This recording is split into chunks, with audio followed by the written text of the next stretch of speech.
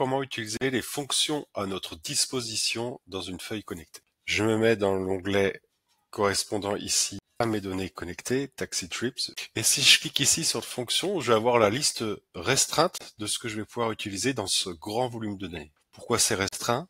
La puissance de calcul nécessaire pour appliquer des formules quand on est en face de millions ou de milliards de cellules. Je vais vous montrer comment utiliser quelques-unes de ces fonctions.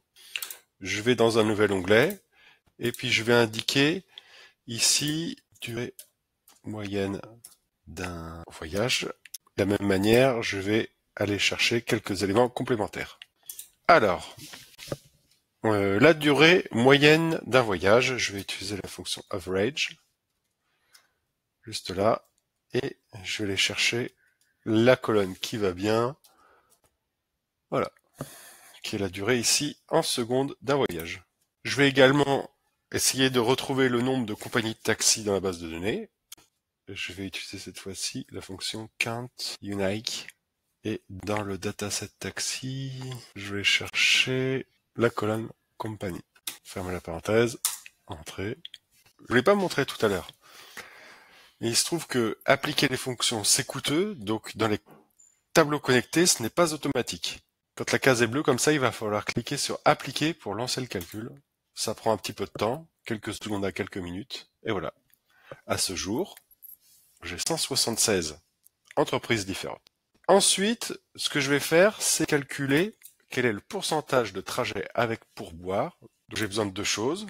La première, c'est de calculer le nombre de trajets pour lesquels j'ai eu un pourboire. Ici, je vais utiliser la fonction countIf. CountIf.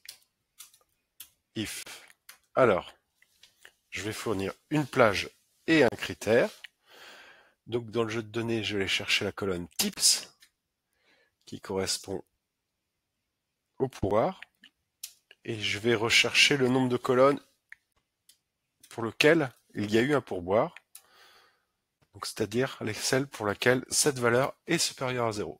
On obtient donc cette formule, compte le nombre de lignes pour lesquelles tips est supérieur à 0. Je clique sur appliquer pour lancer le calcul. J'ai donc dans ma base de données un petit peu plus de 83 millions de trajets pour lesquels il y a eu un pourboire. De la même manière, je vais venir calculer le nombre de trajets facturés. J'utilise à nouveau la fonction countIf, je vais venir utiliser la colonne fare qui représente le coût du trajet, et je ne vais retenir que celles qui ont un montant supérieur à 0. Donc c'est toujours en bleu parce que j'ai pas lancé le calcul, je lance, ça va prendre un petit peu de temps.